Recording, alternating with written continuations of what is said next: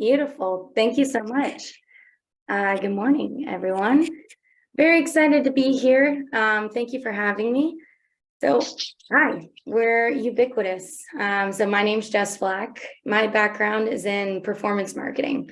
So post-college, I worked in agency land for a bit, about 4 or 5 years, working with different marketing agencies in Chattanooga, Tennessee, before falling in love with the startup world. I worked at a company called Bellhop. They're a Series C plus stage startup out of Chattanooga.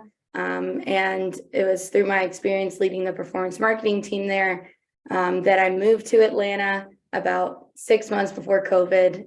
And then when the world shut down, I found myself with extra time on my hands and really started digging into the world of TikTok and influencer marketing.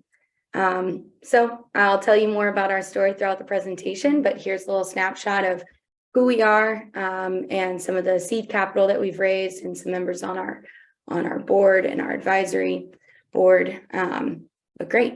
So why influencer marketing? So influencer marketing is one of the fastest growing marketing channels in the world. So it's started, as a $1 billion industry in 2017, projected to be an $85 billion industry by 2027. And actually, latest reports have shown a $143 billion industry by 2030. So insane growth. So that initially excited me. But it's also just the most efficient and affordable channel to reach your target audience for any brand. The channel landscape changed pretty drastically when we go back and we look at 2020 and 2019. Throughout the 2010s, really, brands really fell in love with digital channels. Like in running ads through Facebook and Google. But that story changed pretty drastically during when Apple released iOS 14.5.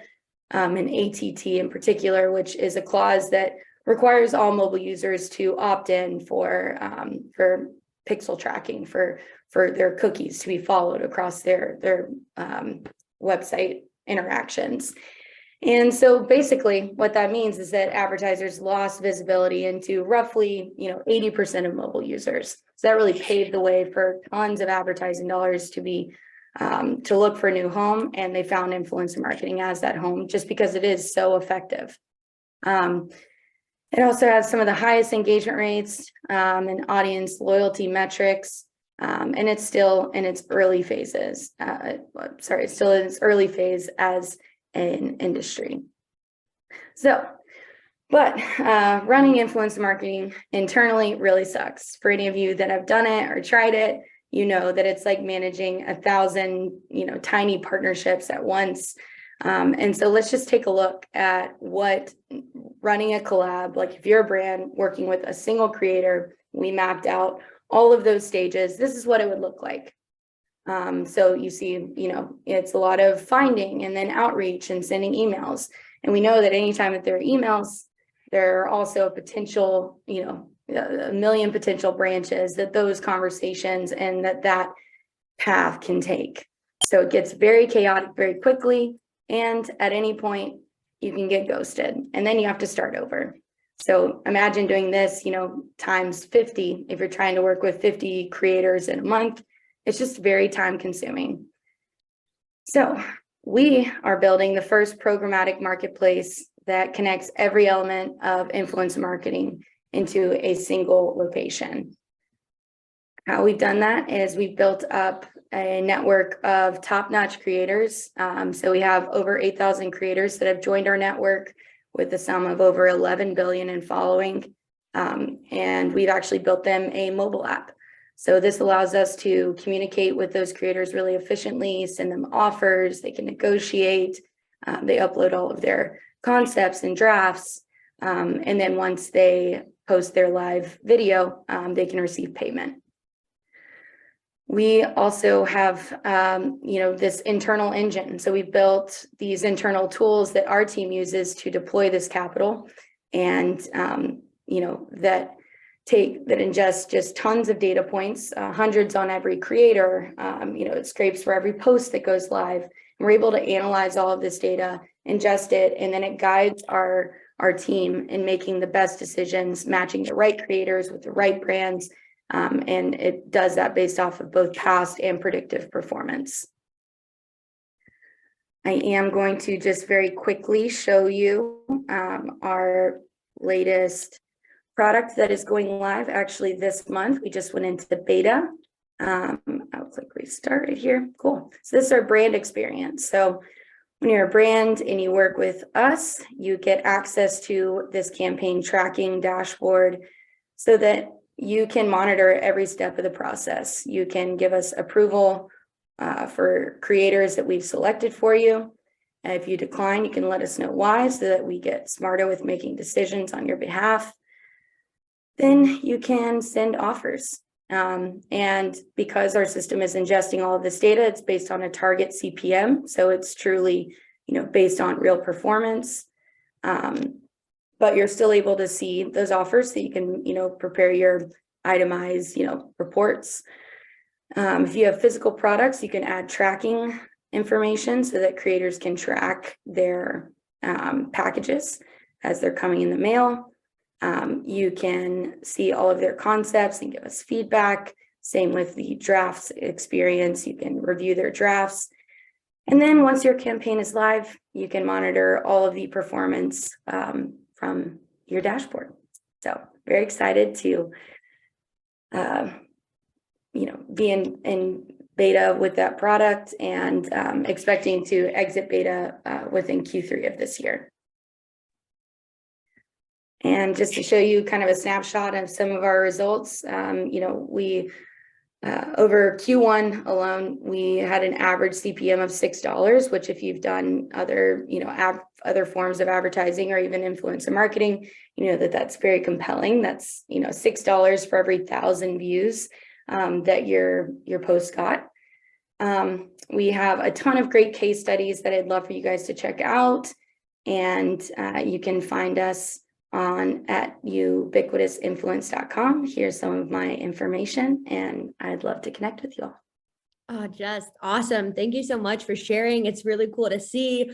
I was like trying to follow all those demos. It looks like you have such a full product, which is exciting. One question here from the chat is, how does pricing work? Maybe you can walk us through a little bit of it. Sure. So because we are, vertically integrated and we support both sides of the marketplace, we actually only charge a variable percentage based on the length of our agreement with brands. So if you're a brand and you have a campaign budget of $50K per month that you're wanting to spend, and you work with us for a single month, there's a 15% platform fee. And if you work with us for, a 3-month agreement or a 6-month or a 12-month, that fee diminishes down to 3% based on the total campaign budget. Ah, okay. Very cool. Now tell us, I don't know if I saw it, but are some brands that that you had worked with, are there that's like a typical brand that works or ideal? Yeah, so we work with all different brands, everything from startups to enterprise. But some of our, most notable labels would be Amazon, Spotify, Lyft, Blue Chew, Wiener Schnitzel, Crocs.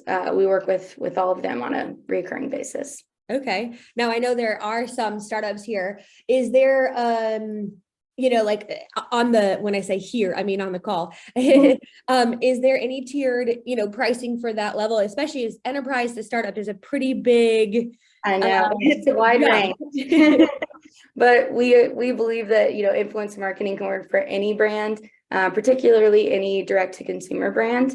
So if you are a startup and you're wondering about our minimums, I'd love for you to reach out to us because depending on the niche that you're in, our minimums can vary. If you're working with a high dollar value SaaS product, it's going to take a more sizable budget. But if you're working with a product that you're selling off of Amazon or, a $20, $50 AOV product or an app download, we've worked with all different types of brands and different budgets. But I would say, a 10 to 15K budget is kind of our minimum. Okay, great. Well, just in the spirit of time, I will transition over, but Jess, I assume you'll be here for the rest of the time. If anyone has more questions, throw them in the chat. And of course, Jess, maybe throw how do we get a hold of you in the chat? And if there's any follow-up or connecting at the end for needs and leads, we can talk about it. So thank you, Jess. Appreciate it. Beautiful. Thank you. And of course, Grant, welcome. He's on cue. You are up next. I will, of course, turn my video off, and hopefully you can take it away from here. Yeah, appreciate it, JC and Jess. Really great presentation. I think there's a seamless handoff to what I'm about to share. Good morning to everyone. I'm the COO and co-founder at Novel.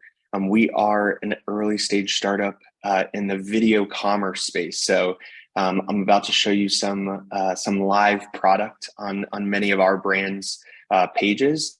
But before I do, I wanted to first explain, who our ideal customer profile is. So we work today in the Shopify space. So we bring the power of short form video to e-commerce websites for those who operate their business on Shopify. So sharing my screen, and I won't spend too much time in the deck, as I'll spend the majority of it on the demo itself. Let me just go full screen here. All right. So I wanted to just first explain our why. Like, how did we get here? Why is it we're doing what we're doing? As our team has been in the video space for 5 years now, and as we started building, one of our initial propositions was to scale up a live streaming platform. And as we started to do that, we learned very, very quickly that the trend in the video space was actually shifting. And there was an alarming stat that continues to be penetrated that you're seeing here on the slide, which is that consumers today are watching an average of 20 hours on short form video. You can bucket that as TikTok, Instagram Reels. You guys know it as YouTube Shorts. Amazon released Inspire, where there's now short form video in the Amazon buying experience. And there's a reason that's happening. The reason it's happening is that it's impacting the decisions that buyers are making. Conversion is increasing across the buyer journey. And what you know as those legacy websites where there are images and a lot of text, they're really not preferred by buyers. There's a problem though, and I'm going to just shift over here a couple of slides. Our top brands that are out here on the market, their websites are static. So you're likely seeing some notable brands, some that you recognize. If you go to their websites, they have imagery up here, they have text up here, but the video content, the content where users are engaging the majority of their time, if you think of 20 hours a week, that's half of a full-time job, where people are just craving that short form content, and brands aren't able to bring it to their website. And the reason they're not able to bring it to their website is because it's really hard to scale. Video as a core technology, as a core asset, it poses a lot of challenges related to performance of your website. If you put video across the buyer journey, how slow does your website become? How do we track activity within video content? How do we drive conversion with video content? Some of you may be thinking, oh, I can drag and drop a video directly on my website today. That's really not the use case we solve for. We solve for a shoppable formatted video at scale, where brands are bringing that strong content from social, that top performing content that Jess was just talking about, that her and her team help brands find, leveraging that content in ways that really penetrate your buyer funnel. So I'm going to move away just for the remainder of the time here over to some of our customer sites. We'll start here with New Face, and I'm just going to scroll down here on their homepage, and what you'll notice on their homepage is that they've got this video embed. New Face just candidly has video everywhere, leveraging Novel, and they can do that in a number of different ways. I'll show you here in just a second, but on their homepage, they're leveraging our carousel layout. So you've got videos that are, snippets of the videos that are playing here.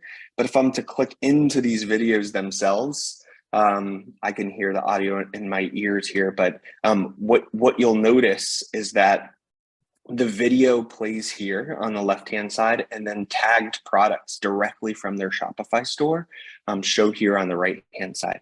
And they can navigate across that video content. You can see influencer content on the left, again, products here on the right-hand side. This is the desktop experience that you guys are seeing, given I'm on my computer. But the mobile experience, I encourage you guys to go and check out, because it's very similar to TikTok, where when you're clicking on video from an e-commerce website, we're really helping brands turn their own web real estate into that powerful TikTok experience where they can swipe through video and tie that conversion point directly to the video content itself. So I'm going to go here and hit add to cart on this piece of video content, and you'll see here, you can see I've added a couple of products in the past, but you'll see here it ties within their existing e-commerce experience. So there's not a ton that needs to change with the bottom of the funnel where the consumer checks out. Just transitioning over a couple additional examples. I thought I'd bring this one up here this morning just because they are an Atlanta-based brand. Good Wipes, they also have a carousel layout where they're selling product through their video content. In their case, they've tagged multiple products that are being represented here. You can click into the product, you can select variants, sizes, anything corresponding with that product, and then you can also add this to the cart. I'll jump over here to another brand, Leading Lady. This one's a bit different because it leverages a secondary or an additional video layout. This is our overlay layout. What you're seeing here is they've put this on their collection page. So this just represents really the way in which brands are threading video throughout the entire buyer experience, as opposed to just on the homepage. We make it a simple copy paste and a drag and drop to place video wherever you want on any of your e-commerce pages. And then last but not least, we have a brand Fitish here, and they're using what we call our spotlight layout. So this is a single view vertical layout where they've built this whole experience on Novel.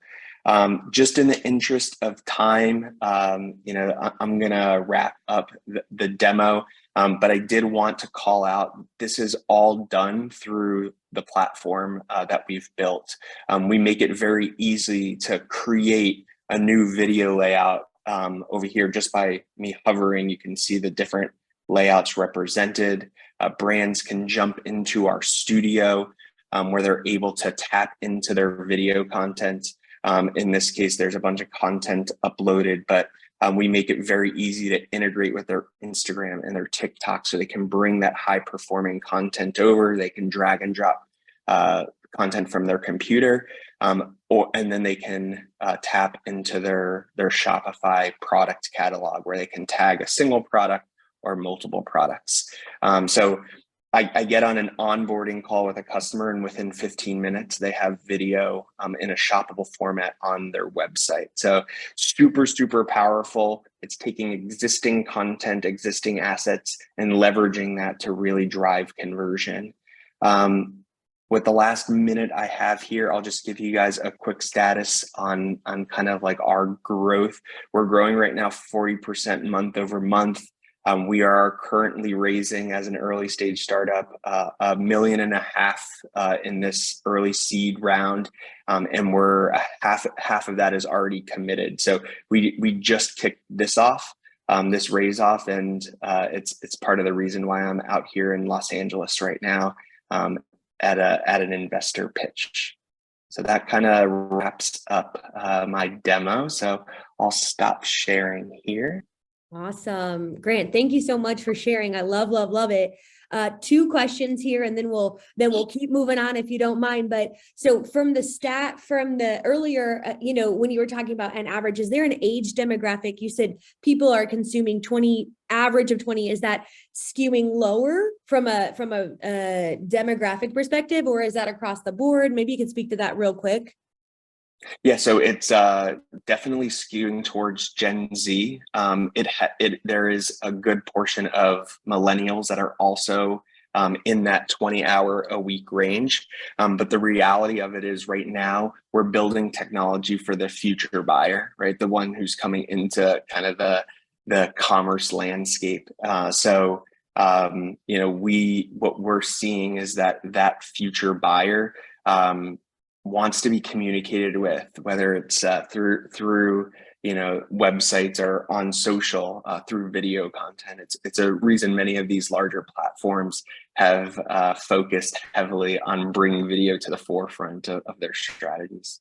Sure. And again, that might have answered this last question, but like, what makes you different than other video e-commerce platforms, right? When you're saying other, maybe you can just give a quick shout out to that. Like, what makes you kind of stand out above some of those others? Yeah. So this particular vertical is like super young right now. So there's a lot of activity. Everyone's trying to go after a different kind of lane in the video commerce space. Areas where we truly differentiate. Today our platform is truly shoppable video. We win on price. So we have usage-based pricing. We win in performance. So we optimize in so that our video doesn't impact site speed. We do a number of different tricks to ensure that we load it as quickly as possible. And then, as we think about moat from our actual competition, our platform is being built in a way where it's becoming more of a video management solution where brands can bring their video onto Novel and learn about that content. So can you tell me which video is performing best? Can you suggest what video I should be putting across that buyer journey? So we're really leaning heavily into the data component of what lives behind that video content to make it really sticky. And something that we are really excited about in our early days is even with the hyper growth is that we've had zero churn on our product. So that always speaks for itself. We have real top customer service. We're always quick to ensure that our customers are as happy as possible, and we know how important that is to the larger story. Well, that is great to hear. I appreciate it. There are a couple more questions. So I assume you'll be here for the rest of the time and you can kind of chat there and also drop your contact info in the chat. And then we'll keep moving on, but I appreciate seeing it, Grant. Thanks for sharing. Really enjoyed that. Up next, Emily, you're already here, which is wonderful. So take it away.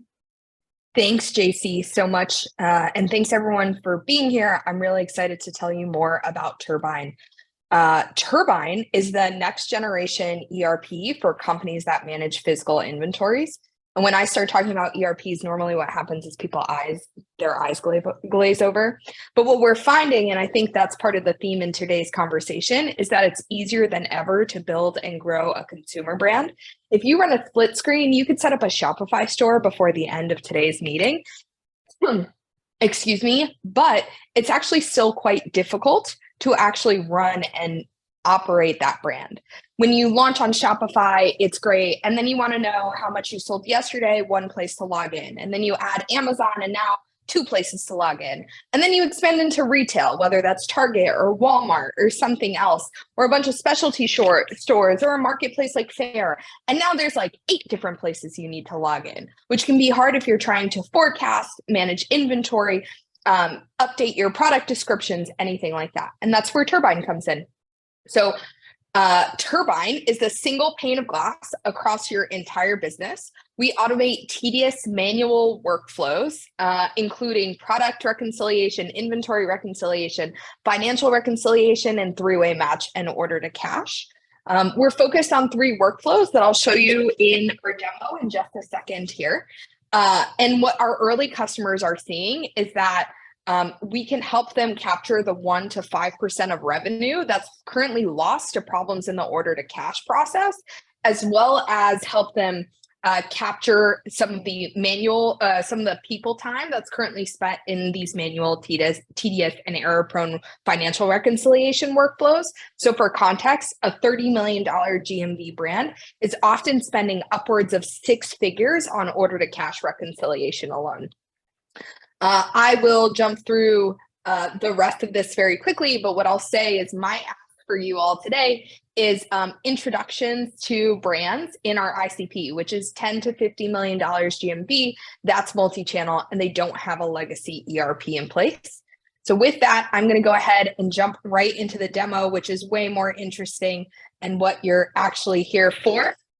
So when you log into Turbine, you're presented with your control room, which is a bunch of summary statistics around your business. We've split the application into the 3 parts that match those 3 workflows that I mentioned.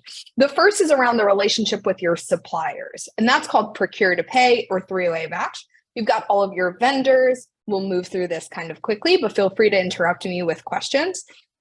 You can navigate around the app with your mouse or with Command K. We love keyboard shortcuts. And if you think about operations people, we're used to using Excel and Sheets and a bunch of keyboard shortcuts there. So you've got all of your vendors. We can go over to our purchase orders, see all of the purchase orders that are currently in place. We can click in, understand what was ordered. In this case, this PO 7661 was placed to this vendor. We ordered 100 of this SKU and 100 of this SKU, each at $8 a piece. There are 3 freight shipments associated with it, and so we understand our landed cost per unit. We can, if we found out that we have another shipment from UPS for $90 and the tracking number is this, I'm going to go ahead and save. And what you'll see is the landed cost auto calculates. We can go ahead to freight shipments, and what's happening behind the scenes is that we are validating all those tracking numbers we put in and adding updates to this screen so our customers can track goods from their suppliers as they're coming into them. We also reconcile against the invoices coming in to your suppliers, so we can see here's an invoice for this item for 200 units at $551. Compare that to the purchase order where we had 200 units at $551. And we're doing same thing at the receipt level, which is when things are delivered to your warehouse. So this SKU 200 compared to the purchase order 200. So that 3-way match is reconciling the purchase order, the invoice, and the receipt. The second workflow is very similar, but around the relationship to your customer, where you've got orders coming in, you've got payments being collected, and payouts, which is money landing in your bank account. What we can do is click into an order here, and what we'll see are the products that were shipped, the status of the order, the associated payment, and the associated payout, if there is one. There's often a lag between when the payment is processed and the actual payout. And then if we have enough data, we will also surface the purchase order that these inventory items arrived to your warehouse on, as well as how many days we estimate these items sat in inventory. And that helps us give our customers a landed cost on a per item level. Maybe that's not that useful if you're running just 1 or 2 these orders in a Shopify store, but it really matters once you get into retail and have these units or these orders to stock 15,000 targets. The last piece is around inventory management, which is actually one of the most complex parts of these sorts of businesses. So you've got all of the units that are actually in stock. That's what you can sell, but you've also got your primary list of things that you actually can sell, your SKUs. What we do is a 2-way sync with Shopify. So you can create SKUs in Turbine and push them out, or vice versa. We'll pick up anything in Shopify. We also allow you to manage your BOMs. So for those unfamiliar, BOMs are bills of materials. So if you think about when you buy a water bottle kit from your favorite e-commerce or consumer brand. It might have a water bottle, which is a bottom, a top, and a straw, and then it might have an extra straw. That the company will oftentimes store those as two different pieces of inventory. One is the extra straw, and the other is the full bottle.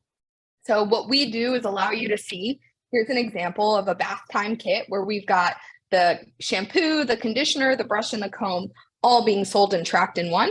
So even though what you're selling is the bath time kit, what we're tracking on inventory is these 4 items going out. The last piece is around inventory is nodes. So different locations have different inventory associated with them, and we help you track what's at each of your places. I will turn it over to questions, JC. Hopefully I stayed in the time there. Oh yeah, you really did it. I love it. I feel like this is such a huge project or product. I feel like you're tracking so many things. And of course, if people do have questions, you guys can chat it. What I'd love to know is tell us a little more. I know you mentioned your ICP. Who are some of your current customers or people that you're working with now, or even a type of user, dive in a little bit more there.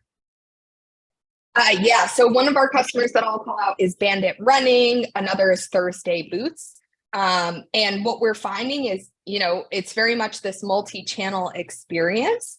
And so when you're just on Shopify or just on Amazon, that's going great. It's the minute you try to really expand beyond that, that lots of things start to break. You realize that copying and pasting into spreadsheets is no longer the answer. I did see the question come in around what's next on the roadmap, so I'll go ahead and jump right to that. What I will say is that we are really looking to expand into the problems that ERPs solve for businesses. And what we find is one of the key pain points around here is revenue recognition. So if you're unfamiliar with like the nuances of accounting, which I can't blame you, revenue recognition is where a business actually recognizes the dollars and cents that they've collected at some point in time. So if you place an order to a consumer brand on a Shopify store, you spent $100 and they collected that $100 at your time of payment, but they cannot recognize that revenue until they ship your goods to you. So there's this like window of time there's this window of time where you have sent them the money, but they don't recognize the money yet. This is especially complex as you're working across different platforms. Platforms release money to you at different cadences. And when you receive a payout from Shopify, it might have nothing to do with a recognition piece. And so revenue recognition across all these different channels is the next piece of the puzzle. I love to hear it. We'll do one more and then there's a few more, but just tell us a little bit about the pricing model in general. I know you have a lot of different pieces. So just walk us quickly through. Yes. So Turbine is an end-to-end platform. So we only sell the whole platform, though we can customize the pieces of the platform that different users see based on their role. For example, someone in your warehouse might only be interested in the receipt tracking piece, or someone on your accounts payable team only needs access to the invoices piece.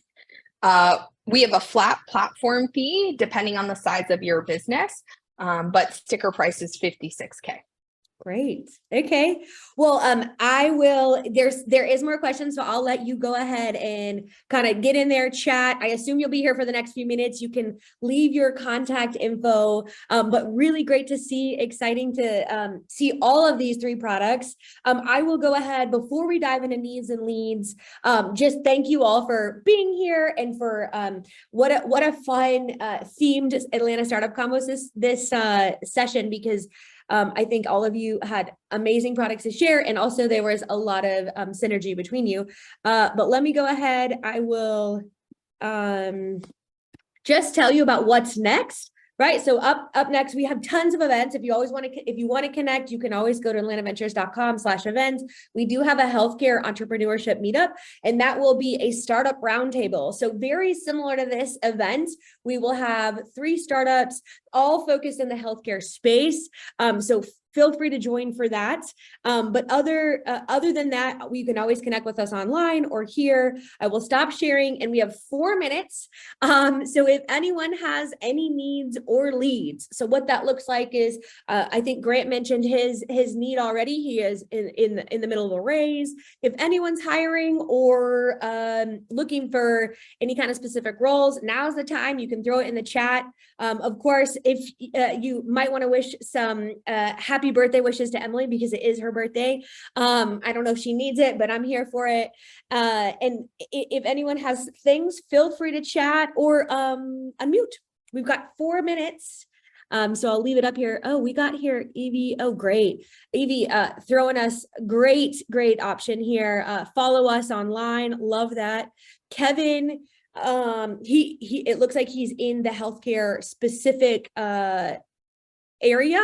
He's looking to connect on healthcare. Let's see here. Data management. Feel free to reach out to him. You guys can read that. Steve is always offering he's offering coaching specifically in IT. And if you're in need, he is in need of someone in IT who wants to invest in the success of team's leadership. He wants to connect with them. So love to see that there. What do we got here? Oh, lots of happy birthday wishes to Emily. Always a treat to have a birthday presentation.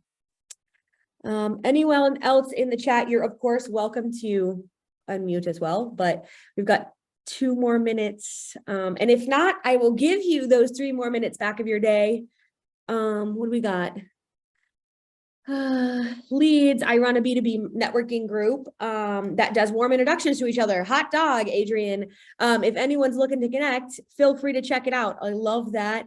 And a different Adrian they help startups, small businesses hire best software engineers. So again, take a look there. Other than that, y'all, so thankful to all of our 3 founders and of course, everyone here. I know it's summer, so thank you for giving up your hour this morning. I hope you have a great week. We will be recapping this, so feel free to share or review tomorrow when we have it up. I will give you guys back 2 minutes of your day. Thank you so much. Have a great one. Talk soon. Have a great week.